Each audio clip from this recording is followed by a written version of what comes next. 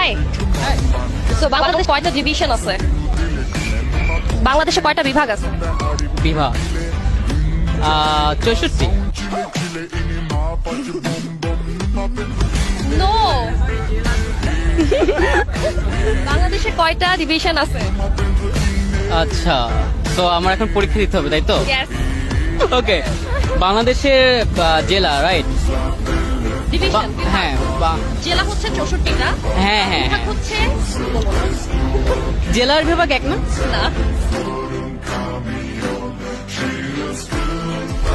ডিভিশনের ভিতরে অনেকগুলো জেলা আছে, সেটা হচ্ছে 64টা। তাহলে 64 দুগুণে কত হয়? 48।